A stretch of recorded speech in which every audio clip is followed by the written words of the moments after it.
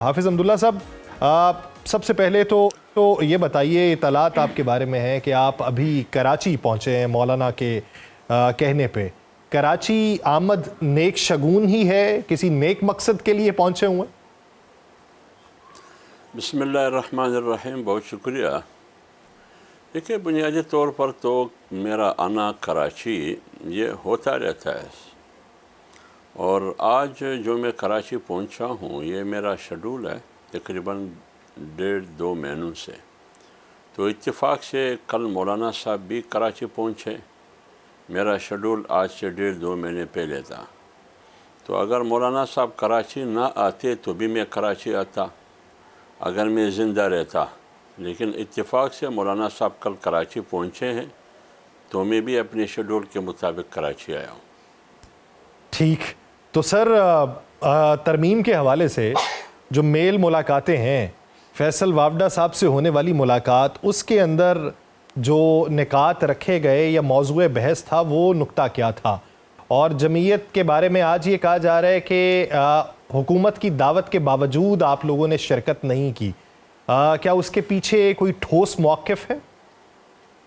دیکھیں، جہاں تک فیصل واڈا کی بات ہے، وہ میرا دوست بھی ہے، بھائی بھی ہے، اور بار بار مجھے دعوت بھی دیا ہے کہ جب بھی آپ کراچی آ جائیں تو ضرور میرے کیا کہتے ہیں غریب خانے پہ حاضری دینا۔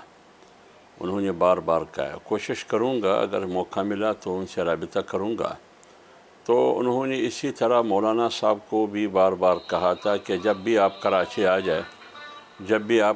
آ جائے، بار بار وہ دعوت دیتا رہا مولانا صاحب کو کہ آپ ہمارے غریب خانے میں کبھی کبھار تشریف لائے، یہ ہمارے لیے بہت اعزاز کی بات ہوگی۔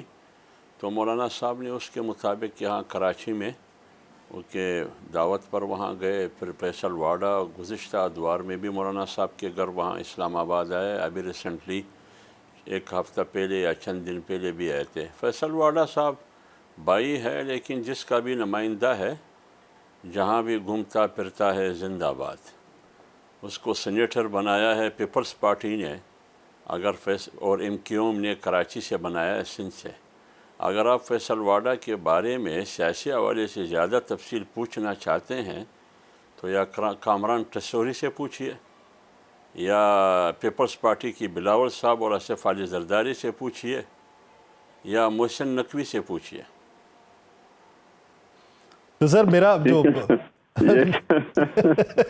میں اب اس موضوع پہ زیادہ بات نہیں کرتا سر، میں دوسری جہاں تک آپ نے ترمیم کی بات کی، 27ویں ترمیم کی بات کی، دیکھیے مولانا صاحب کی پریس کانفرنس آپ کے سامنے ہے۔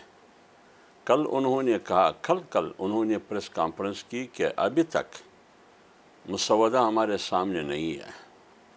تو جب مسودہ 27ویں ترمیم کی ایک پارٹی کے سامنے نہیں ہے، ایک پارٹی کی قیادت کے سامنے نہیں ہے، تو وہ اندھیرے میں تیر چلائے آپ کے مطابق۔ کیا مولانا فضل الرحمن صاحب آپ کے خیال میں وزیر قانون اعظم تارڑ ہے؟ یا وہ دوسرا تارڑ ہے؟ کیا نام ہے اس کا؟ عطا تارڑ۔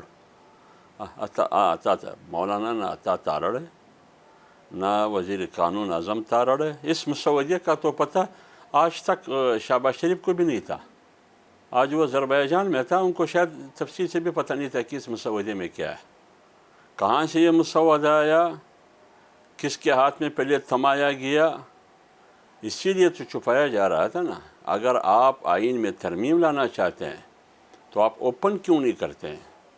کم سے کم اگر آپ پورے ملک کے سامنے اوپن نہیں کر سکتے، میڈیا کے سامنے، سماجی حلقوں کے سامنے، کم سے کم سیاسی قیادت کو تو آپ مسودہ دے سکتے ہیں کہ آپ پڑھیے، آپ اپنے بصیرت کے مطابق اپنے قانونی ماہرین کو سامنے بٹھا کے جو بھی آپ کی تجاویز ہے وہ لے کے آئیں۔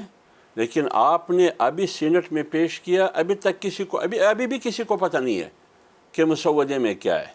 40 منٹ یا آدھا گھنٹہ وزیر قانون نے تقریر کی، اور یہ پوری تقریر انہوں نے ایک ہی پوائنٹ پر کی، وہ تھی 243 پر۔ اب آپ خود اندازہ لگائیے کہ اس پوری آئینی ترمیم کا محور کیا ہے، 243۔ اور دوسری بات آپ نے کیا کی، صدر کو 248 کے تحت استثناء حاصل تھا فوجداری مقدمات میں. آپ نے اس میں ایک اضافہ کیا، وزیر اعظم صاحب کا، اس کو بھی استثناء دیا. میں پوچھنا چاہتا ہوں، جو یہ بار بار کہتے ہوئے تکتے نہیں ہے کہ ایک ریاست مدینہ ہے جو اسلامی ریاست تھا، جس کے قیام میں جس کے جناب رسول اللہ صلی اللہ علیہ وسلم اس ریاست کے ذمہ دار تھے، حکمران تھے، اور دوسری ریاست اسلامی جمہوریہ پاکستان ہے. کیا رسول اللہ صلی اللہ علیہ وسلم اس ریاست میں مستثنیٰ تھے؟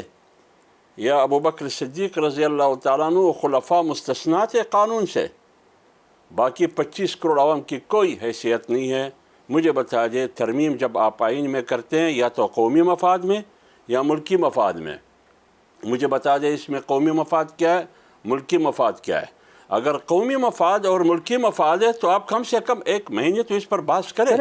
ٹھیک ہے، آپ کا جو پوائنٹ ہے وہ ویلڈ پوائنٹ ہے، لیکن دوسری طرف ہمیں یہ معلوم ہے کہ جب بھی کسی ترمیم کا اطلاق ہوتا تھا تو پچھلا ماضی بھی دیکھا جاتا تھا اور ماضی سے اطلاق کر دیا جاتا تھا. جس طریقے سے بہت سارے کیسز ختم ہوئے، اگر یہ مستثنیٰ ہو جاتے ہیں وزیر اعظم، چلیں آپ یہ کہتے ہیں کہ کسی ایک کی خواہش ہوگی، مستثنیٰ ہو جاتے ہیں، تو کیا یہ اطلاق ماضی کے دوسرے وزرائے اعظم پہ نہیں ہوگا؟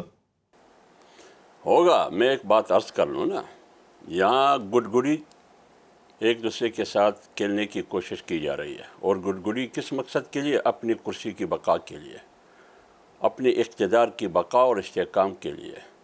کوئی آج اقتدار پر ہے، اقتدار کی ایوان میں، کوئی آج اختیار میں ہے، ارباب اختیار میں سے، وہاں اس ایوان میں. ہر ایک آج کو اور مستقبل کو محفوظ کرنا چاہتے ہیں. ایک مستقبل میں حصول اقتدار کے لیے کمپرومائزڈ ہے، اور ایک آج کمپرومائزڈ ہے. اور یہ جو کچھ بھی ہو رہا ہے، یہ صرف اور صرف ذاتی مفاد، پارٹی مفاد، شخصی مفاد.